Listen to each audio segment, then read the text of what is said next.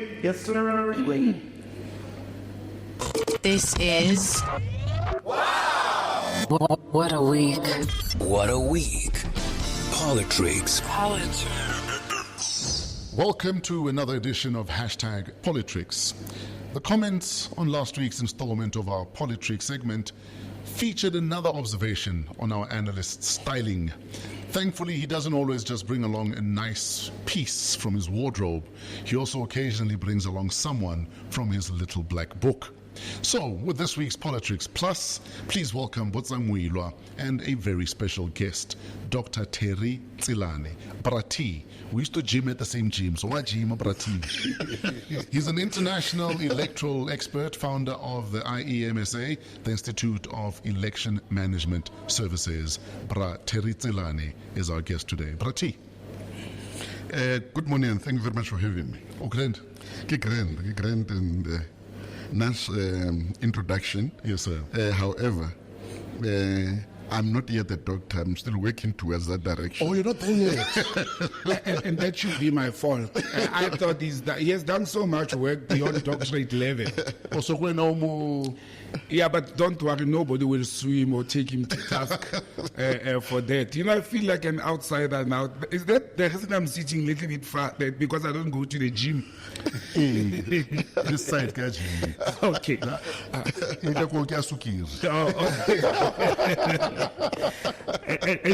you know, I must tell the viewers and followers how Terry told me, supported you when you said I'm getting old because I'm losing my eyesight. Yeah. And he says, why am I surprised? But anyway, thanks, Fresh, and thanks, Terry, and thanks for honoring the invite. It is actually a pleasure to have you. I think before Rekenya Brateri, let's talk about Speaker, Honorable Speaker. On special leave, Pretoria High Court dismisses her urgent bid to interdict her arrest. Yep. So what's next? What happens next, Botsang? Well, next, Fresh, is what was supposed to happen before. Yes. Generally, look, this was unheard of. This was very upset, and it was never in the history of the legal or judicial process in the country that somebody goes to court, number one, on an urgent application basis to try and stop the police or arresting authority not to arrest you for something that you do not know. And I've said it last week on this show that one, I don't understand the legal advisors or representatives of the Speaker of Parliament or the National Speaker to rush to court. And I use the word rush, comfortably, to try and stop the police or the prosecuting authority from doing their job before it's done. How did they know that the case is weak? That has been the debate. Yes. Because there were two reasons that she went to court, if not three. One, they claim that it was in the media, so the case is weak. You can't rely on the media until you have the docket itself. Actually, not even the docket, the court file, because the docket belongs to the police services. Yes, sir. Secondly, you can't say the case is weak when you don't have the details and the content. You have not yet been charged.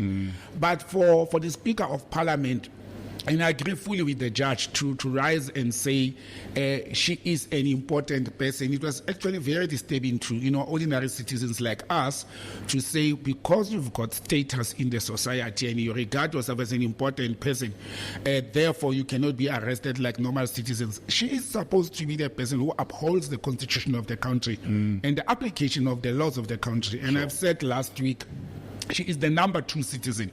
If something happens, touch wood, nothing will happen to President Ramaphosa.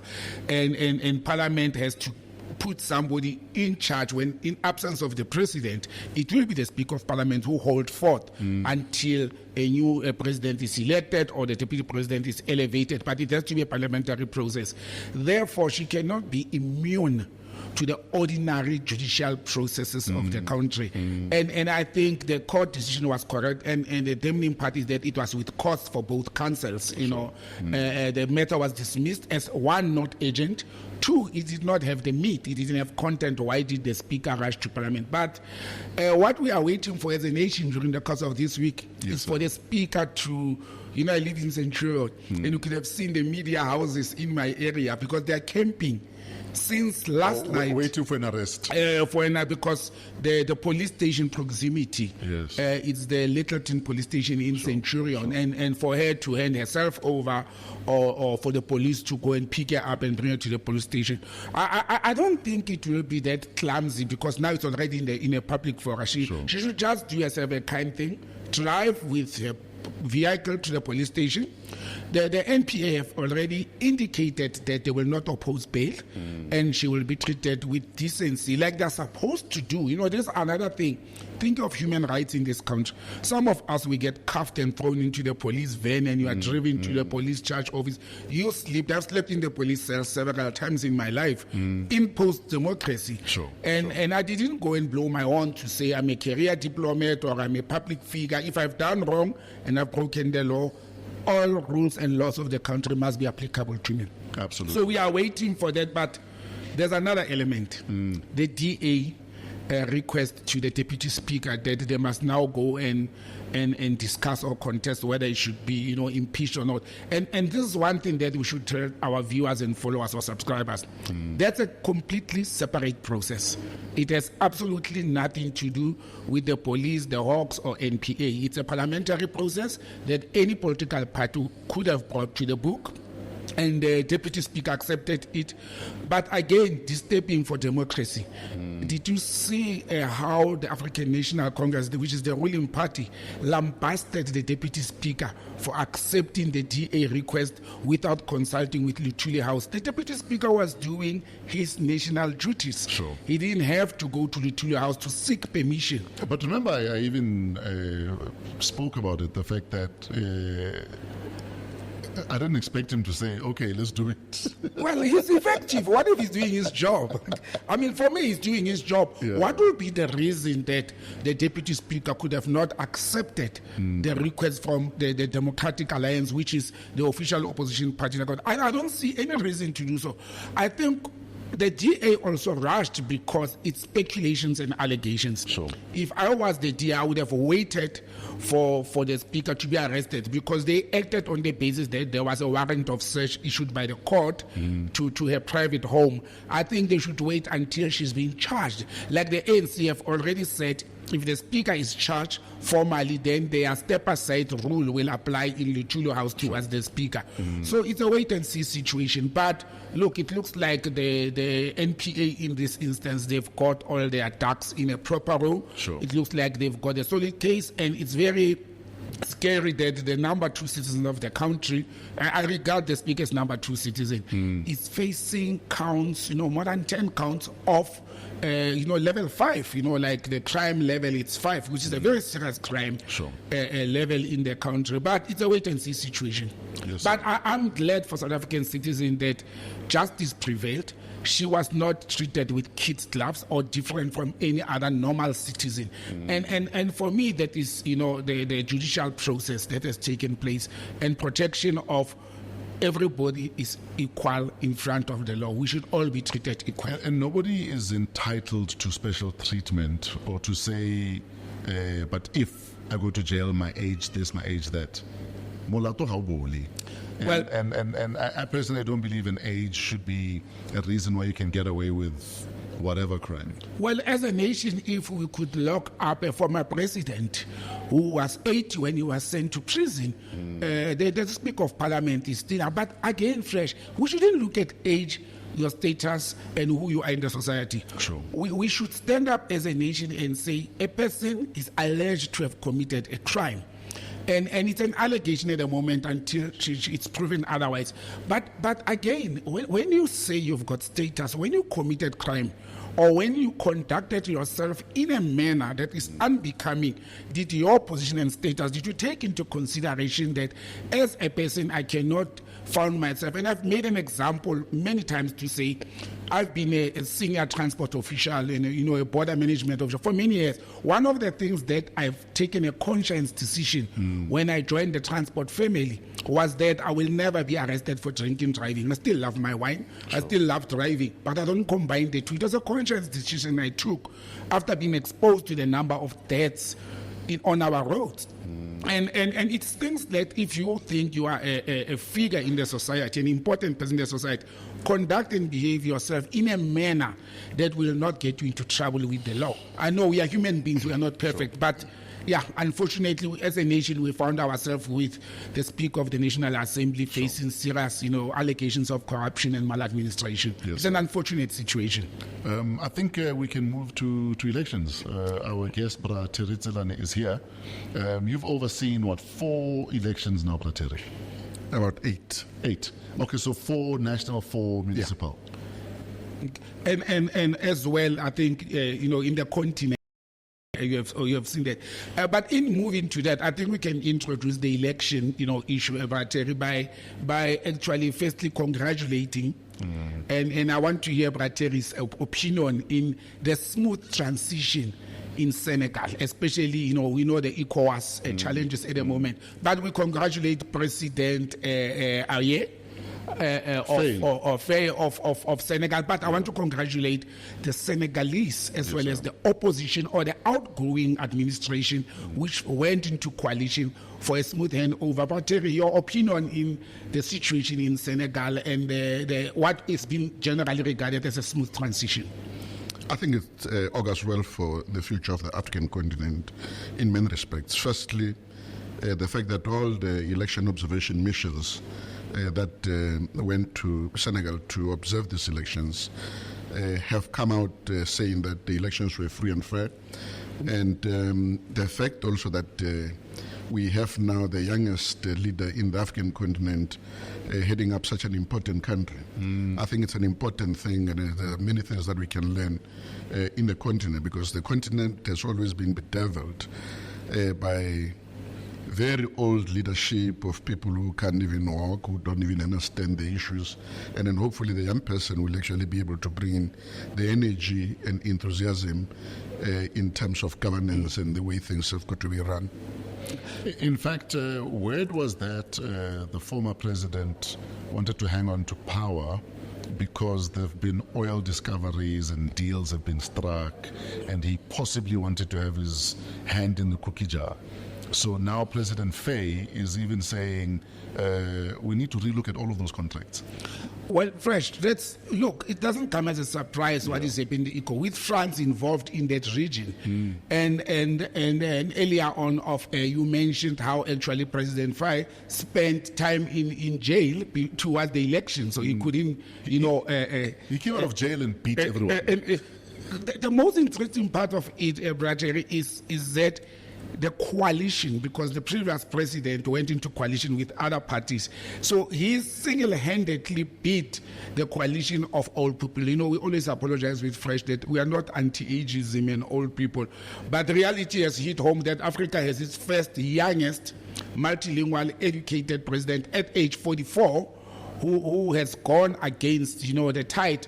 And he came, and look at what is happening in the whole of ECOWAS. It's Niger, all those cool countries, but this one is important for us because he went into power due to elections or due to an electoral process. So I don't know your opinion on what Fresh is raising to say the previous president wanted to hang into power, but I saw his statement of conceding to the defeat and welcoming the president-elect who has been inaugurated during the course of this past week. Well, the outcome of the results were such that it was not going to be possible for him to contest the outcome, because also if you contest the outcome, then the irregularities must be so stuck to the extent that, you believe that if you go to court, you are likely to win an election. Okay. So in this case, I don't think there was any case that could be taken to the Superior Court in Senegal to contest the outcome of the results of the elections. Generally, how's the health of elections and how elections are conducted on the continent, generally? We still have many challenges. Incidentally, sometime last week I was sitting with a former commissioner of Malawi who was telling me her story about how she was arrested because the current president did not like some of the people who had actually been there before. So, you still have incidents. The commissioner of the electoral commission, yeah. She was arrested for some time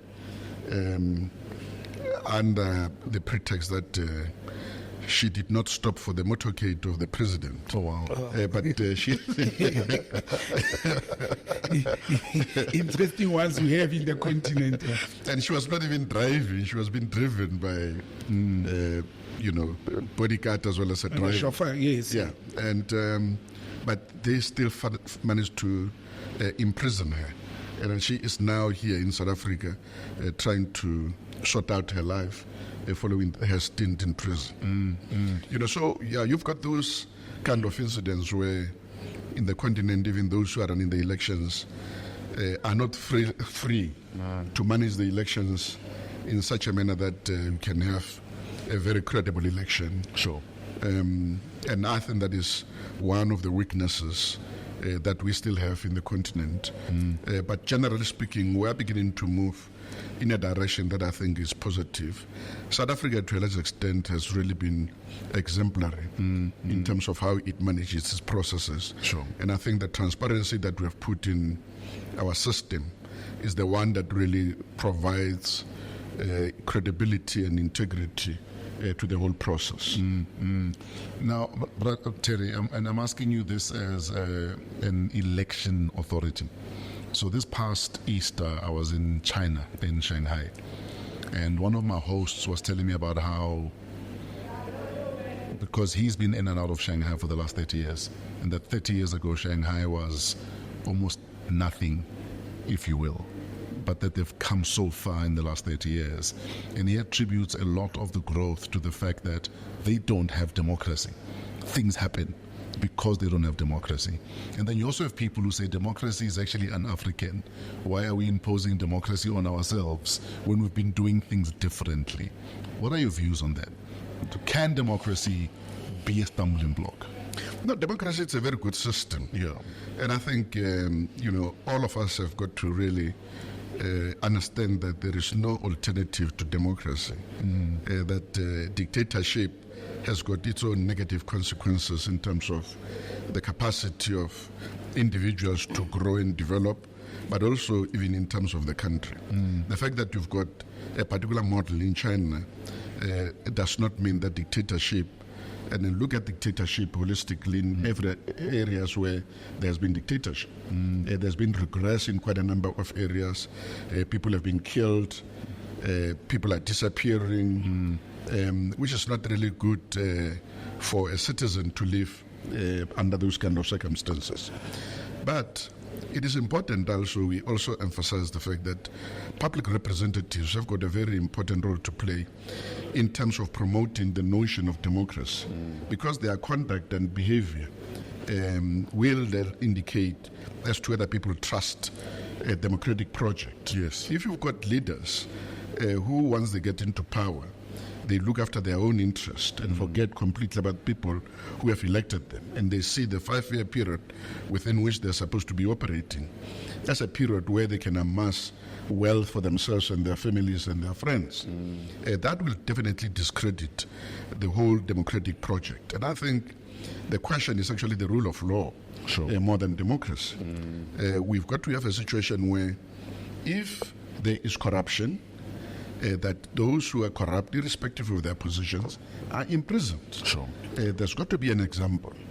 And then if we don't do that, we're going to find more and more people coming, taking chances, and then, basically discrediting the whole process. And I think that is where South Africa is today. If you look at quite a number of people, let's look at the Zondo Commission, what Zondo Commission has revealed, and then how come the majority of those people are still in power? We should not be having people like that who have got questionable credentials because of their conduct and behavior, especially because they were exposed in a commission of inquiry that was headed by now the head of the judiciary. I have a different view and base it on what Fresh was asking. After listening to you and Terry Tselane, the people of this continent, and focusing on the continent, and maybe to some extent to Latin America, all the developing countries, you have mentioned how those in political position or in power amass wealth and they conduct acts of corruption and their families. And it has been the trend, and South Africa being the so-called glorified democracy, that is, you have said our IEC is one of the good examples in our democratic process. But it didn't save us or made us to be immune from that process, because we find ourselves in the same situation whereby those in political positions, and not only power, you look at it from the number one citizen of the country to the lowest ranking official in a municipality, are involved in acts of corruption one way or the other, or alleged and involved in those processes. But for me, the challenge is, and this is what the general public and general citizens will complain about, it is because there is no proper alignment between the judicial system as well as the democratic process. Where you have the judicial system and the policing system that is not effectively applying the punishment of the rules and regulations. People can stand up and say, despite the Zondo Commission, there's been so many commissions in this country after 1996, when the amended constitution was adopted. But we still have to see, except one or two cases. I can mention the case of Mr. Tony Ngeni, which was a slap on the wrist as well.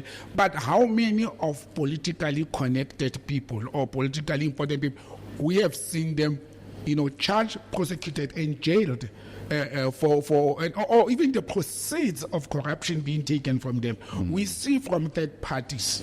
For example, in the most recent day, we have seen the name of Mr. Edwin Sodi, who is said to be politically connected to the ruling party, being mentioned as a benefactor, legally or illegally, so it's still an allegation. But we don't see those who facilitated, who made it possible for him to arrive at the stage, because clearly he could have not amassed the wealth of billions of rands without political help. And I think that's where the challenge is, that our judicial system, it is not effective enough. We may have laws written very well, but it's not effective enough to can punish those who are found wanting, especially from political positions. I think it will take a turn once we start putting those who occupied political position in orange or red overalls, whatever the color is being used.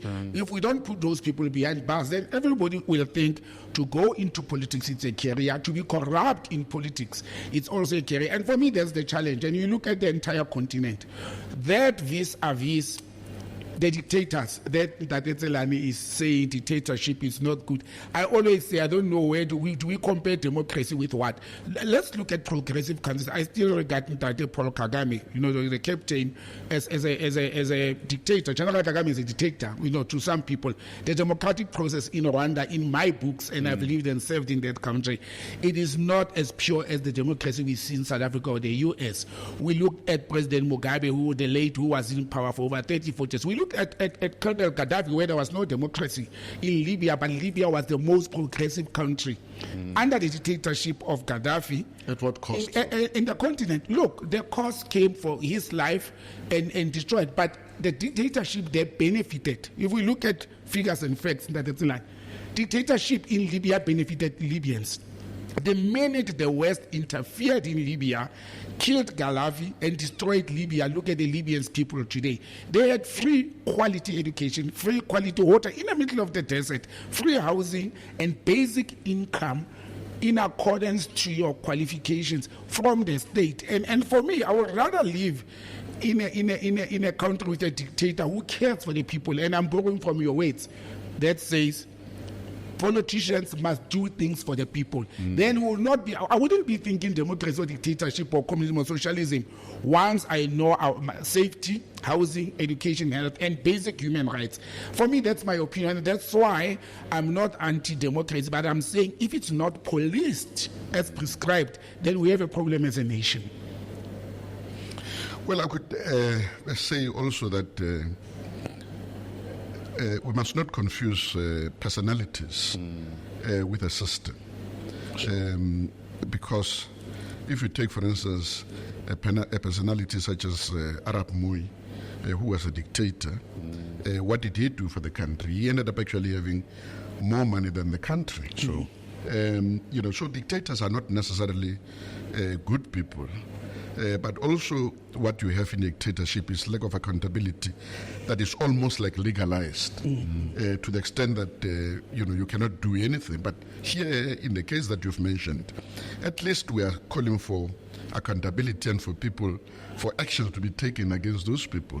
You would not do that under a dictatorship. So if you've got a dictator that is not working in the interest of the masses, what do you do? What recourse do you have other than to have a coup?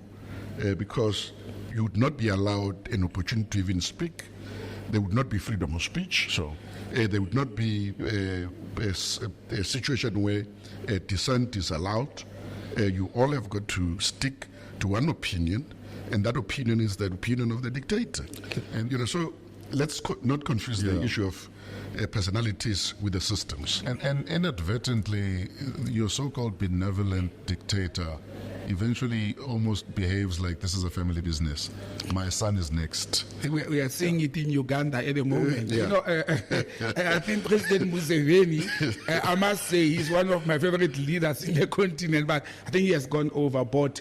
Recently, as recent as this week, he appointed the daughter as the governor of the Reserve Bank, the central bank, and the son is the general in the army, and the other son and the son-in-law. It becomes a problem once leaders start creating a family dynasty in that situation. And as Terry Tselane had said, when family members and friends are benefiting, and that's my fear, that South Africa may end up in the situation, but not in the family in this instance, because we don't see it happening more as family. We see it happening more in political parties, particularly the ruling party. We don't have experience of any other party doing, because we have never had another party ruling this country. But we have seen how the BEE contracts, the tenders and other, they've been evolving around the hands of the comrades from the African National Congress, which didn't benefit the society at large. And that is my greatest fear, to say once, in South Africa it's different. We don't have a human being a dictator. We've got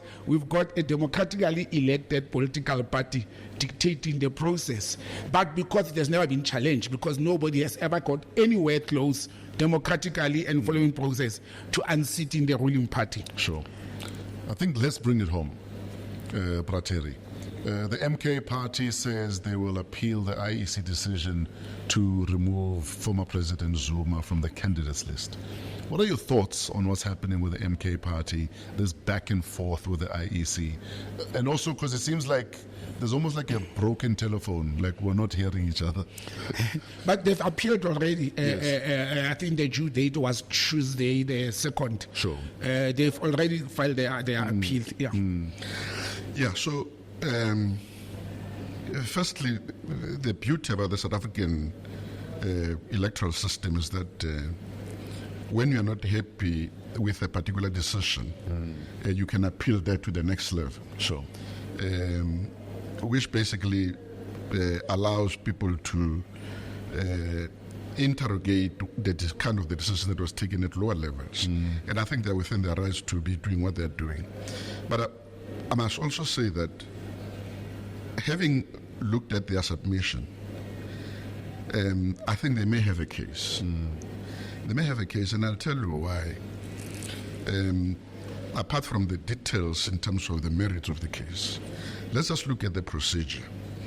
I incidentally, long before this case, sent the CEO of the IEC a message to say, I saw in the communique that you had sent out, and I think you erroneously referred to Section 47 of the Constitution as the basis upon which you are going to be considering the appeals or objections. And then he insisted they are right. And I think there is a certain level of complacency that has set in sometimes with the Commission. And I'm saying this thing because I had to sit down and then read that section very intensely. And then this is what it says. It refers to membership of the National Assembly. Now, membership of the National Assembly and candidates in an election are two different things. So the IEC, in other words, is not really supposed to be managing the membership of the National Assembly. Yes. It's supposed to be managing the candidates in Qualifications. an elections and the qualifications of those candidates. Now, I went through the definitions.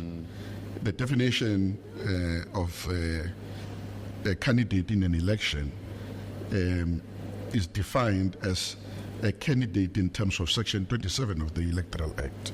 Now, that candidate is a normal candidate who's contesting for the elections. But when we go to Section 47, it talks about candidacy for National Assembly. Those are two different issues.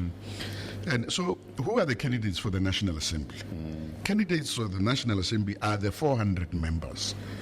Before they are sworn in, they are candidates for the National Assembly. But candidates in the election, there are more than 8,000. So you can't use Section 47 to preemptively, precisely. Yes. So that particular aspect is supposed to be left to the National Assembly to create its own systems to deal with that particular aspect. That is the first. So are you saying former President Zuma should be on the ballot? Or should be allowed to be on the ballot? No. That is actually even a different question altogether. He will be in the ballot. There is nothing that prevents him from being in the ballot. The fact that his candidacy is questioned, even if he's removed. The requirement to be on a ballot says a leader of a political party as face will appear in a ballot paper.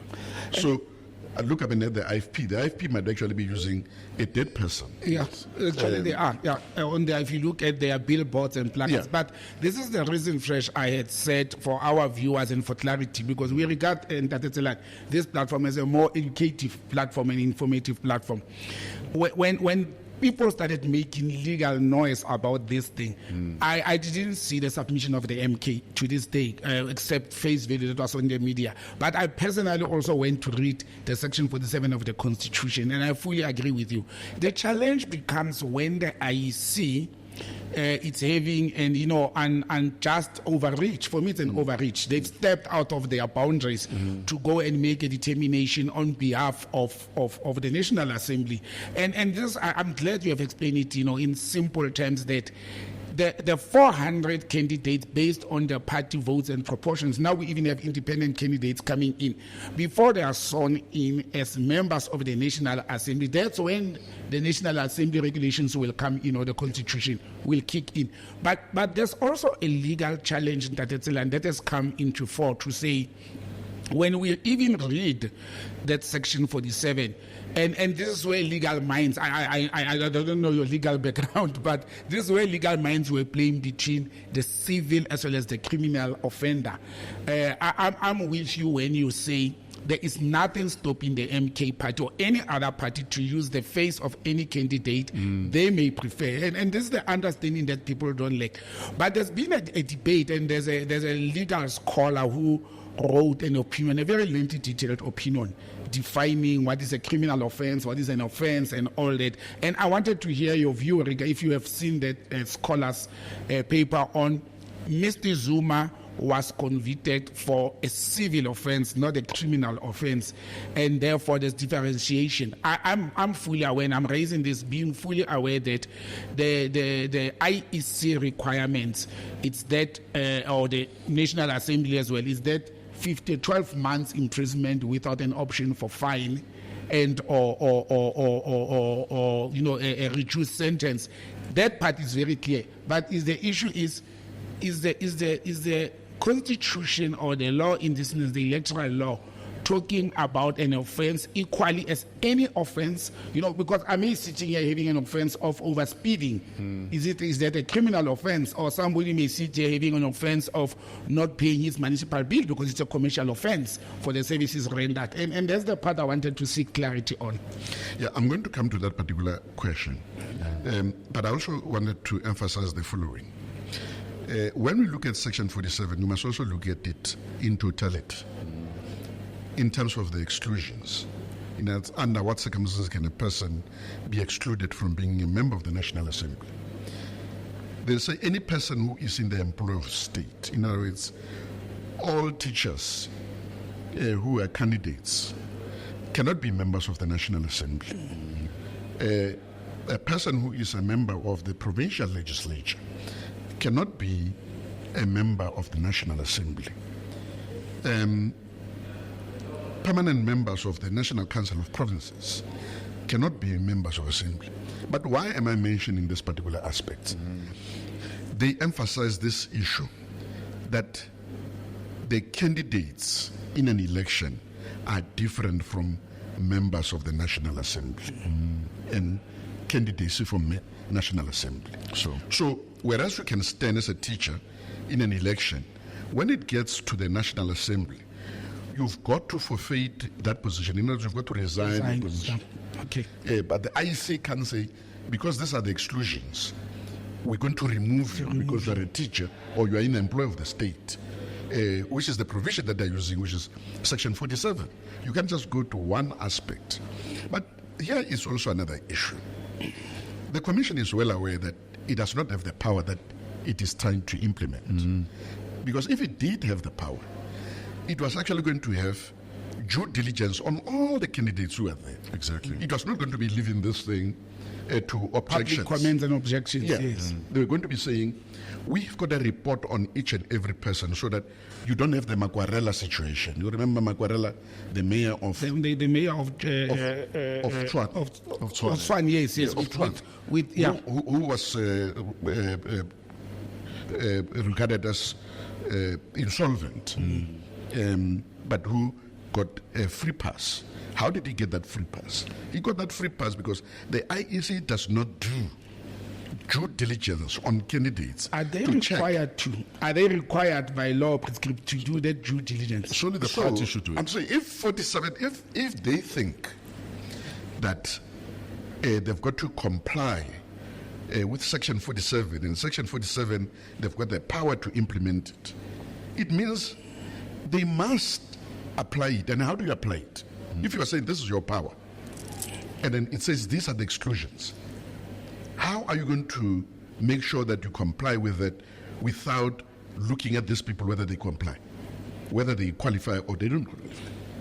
The starting point would be to have a spreadsheet and start looking at all the issues that disqualify people and look at each and every individual and say, sir, you don't qualify to be here. Sure. Ma'am, you don't qualify to be here because you are this, because you are that, because you are that. You are excluded. Well, that's where it comes to my overreach. You still have to respond to other things to the overreach. So, having have listened to you, I think there's a serious overreach from the IEC, and it's very worrying that such a critical institution, Fresh, that has done tremendously good work, for over the years, that even where, the law is not cut in stone, in a sense. Sometimes there's gray areas, but that's where, in my view, it's important to consult.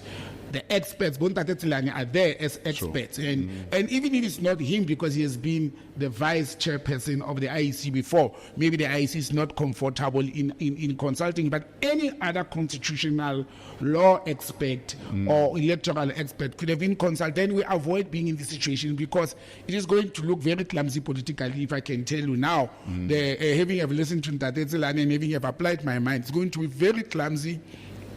And pardon me, worrying about what's going to happen. We are giving one political party, the MK, free ride, every week they are getting free rides, and that other parties are not beneficial to. But I just needed to make that comment before I allow you to move to the next point. Now, coming to your issue, and I'm going to try to comment based on very limited information in terms of former president spent in prison. The legislation says that you should have been convicted for a period of 12 months and above for you to be excluded without an option of fine. Yes. In other words, to be excluded.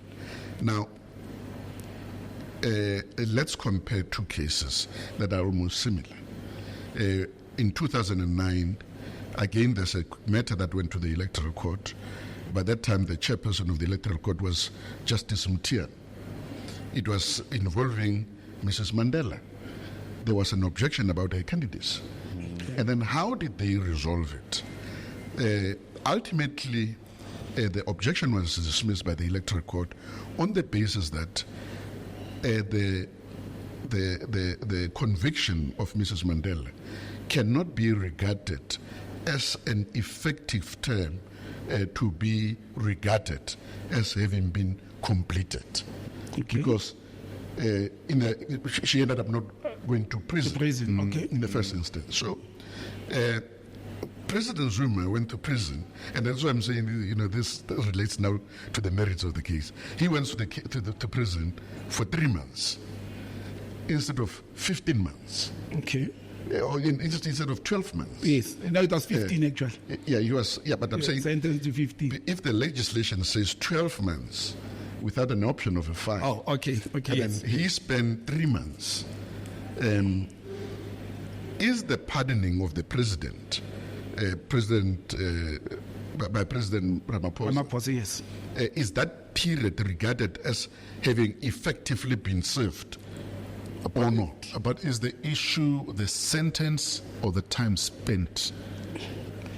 I think this is where Bracheli says it depends on the merit of the case. But if there's a because my understanding is the sentence. The sentence, yeah, that was my understanding. Not how much time. Much time you spend, yeah. But look, it's a challenge for me, colleagues. It's neither here nor there. I think, and this is why I come in political. One, and I don't know why people I think they are playing to the gallery into Ntate Zuma's hands. Ntate Zuma is 81. He's enjoying the benefits of being an ex-president. And we have earlier on, Ntate Tselane has explained how you cannot be a benefactor or an employee. He's no longer an employee of that. He's no longer the president, but he's continued to receive the benefits. I do not see President Zuma forfeiting those benefits of being the former head of state to go and be an ordinary MP, because he doesn't qualify at the moment to be the president of the republic unless we amend the constitution. He has served 2 terms and the cooling off period hasn't passed. But I don't see President Zuma abandoning those benefits of being a former head of state to go and be an ordinary MP who will probably be taking home 900,000 per annum. And for me, that's why I was saying politically, I don't think the opposition, and by the way, for the record to our viewers and followers, I've listened to the IEC chairperson as well as the CEO, Chief Electoral Officer, saying it was a member of the public who filed. Contrary to public belief that it was the African National Congress, no, it is not. According to the IEC, it was a member of the public who filed that objection. You could have been a member of the public from any other political party. Sure. But I think the ruling party and all other parties, well, it has been the ANC so far, they are not doing themselves justice to be following on this matter of President Zuma when the odds are against them and are demonstrating that he is not going to. He is the face, and I've called Ntate Zuma as the mascot of the MK party. He's the face of the party. I don't see him going to sit in back benches of parliament and wanting to debate with their former colleagues and old people when he has been saying, can we shift and make way for the young ones like it has happened in Senegal at the moment? So, that for me, that was my comment towards this whole process. So we are running out of time, but before we wrap up, Terry, former Secretary General of the ANC, Smagashule, alluded to the fact that an election is stealable. Is an election stealable? Human beings are fallible and therefore are prone to all sorts of pressures. But you've got to trust the system, and I trust the system. That is that if anything untoward were to happen, it was going to be very easy to identify the problem and then deal with that particular problem. Sure. So I don't think I can discount the fact that there could be an individual who has got their own agenda, who will want to favor one political party or the other. But in terms of the systems are there. So there's checks and balances. Absolutely. The entire way. I had Fresh saying the last one. Let this one, which is a thorn for me. You are one of the people who recently had said, and based on the fact that we've put in that taking into consideration the nature of the elections we have this year, the 3 ballot papers, the 3 candidates, and the volume or the number that we are faced with, maybe the president could have considered to postpone the elections. Okay, they're proclaimed at the moment. There's no chance of postponing them. But despite what has happened legally or procedural, do you still hold the same view between, I think it's 2 months back when you said that, Yeah. and today? Do you still hold the same view that it would have been better? I hold it even strongly now, particularly because when you want to have integrity in an election, one of the things is that you've got to have a proper legal framework that governs those elections. Currently, as we're sitting here, there is a electoral matters amendment bill, yes. that still has to be signed into law by the president. It's supposed to be applicable for these elections, and the elections are, going ahead. So how do you begin to have an election where the legal framework has not been completed? If they had given themselves enough time to deal with all these issues, educate people about the implications of each and every aspect through vote education, and then have the elections at the last possible date. And then I had said that last possible date, it's that Wednesday on the 31st of July. I still believe that they should have done that. All these issues that are happening are really even convinced me more that this was rushed. We should not be having the elections now. We should have had the elections towards July during the most, to allow the Electoral Commission also to run a smooth election. Sure. Okay. As an election expert, Terry, with 8 elections under your belt, why have we not gone digital in an age where digital surely would make more sense? Processes in any organizations are driven at leadership level. If you've got people at leadership level who are very, very conservative, they're not going to move with the times. And then that's what you have in the IEC. You've got people who are not really committed. We kept on pushing this for a long time. And I was responsible for electoral operations. And because I was responsible for electoral operations, issues of innovations and all that fell under me. So we ended up having, we had to do the desktop study on electronic voting. We had a consultative meeting with the political parties. The ANC and DA, firstly, were uncomfortable, but things have moved. Now, DA is running its elections electronically. So even the ANC is beginning to consider this thing in terms of one member, one vote. So, but at the IEC level, you need people who are committed to driving this process. And then I think you still have some people, unfortunately, who are still conservative and then who are reluctant to move with the times.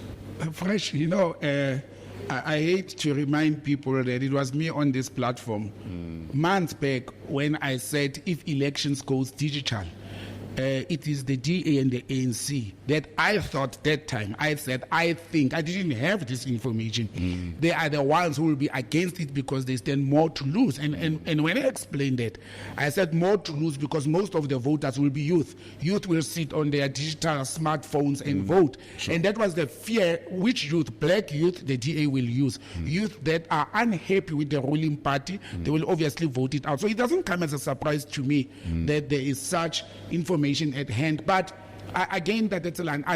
You see, this is where I said there's no independence in South Africa. The judiciary, the 3 arms of state, because the same leaders and you mentioned leadership, the same leadership of the IEC, which I think is a Chapter 9 institution, are being put into those positions by political office bearers. And for me, that has been the challenge in South Africa. The judges are elected by the president. The president is elected by the National Assembly or MPs. And the MPs recommends judges, the same as, you say, who knows that the people who are sitting not only now, with due respect to the current leadership of the IEC, and you said this is old, this proposal.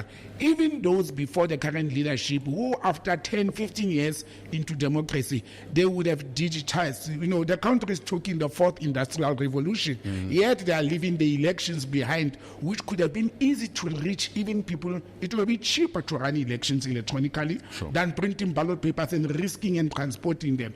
And for me, it's very wide. I hope and pray that the new leadership that will come, or even the current leadership of the ICE after these elections, they should apply their mind and change and look at the next elections, I think, are in 2029. We should go digital as a nation that is, having resources in the country that we can digitize our elections, because I don't see any reasons. People were arguing that it may be interfered with. As Dr. Tselane explained, nothing is foolproof. Nothing is proof. Where there's a human being, there'll always be errors.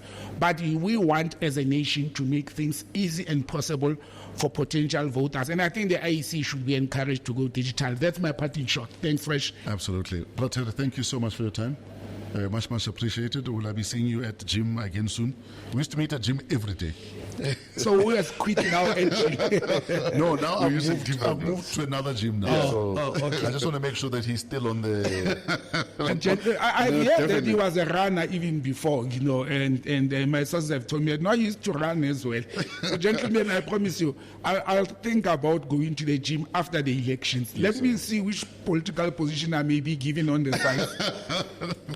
Terry, is there a place people can go to see more of your work, to see what you do, maybe to engage your services? Maybe a website? Yeah, we've got the website of IMSA. Okay. The... So IEMSA, basically. Yeah, IEMSA. IEMSA. Yeah. .com, .co.za? .com. Okay. Yeah. So IEMSA.com. Yeah. In a nutshell, what does IEMSA do? We manage elections, we provide support, we do training, we do thought leadership issues, also electoral issues. So basically everything on democracy and elections we do. We run quite a number, we've managed the elections for quite a number of organizations, almost all the political parties now, except the one or two.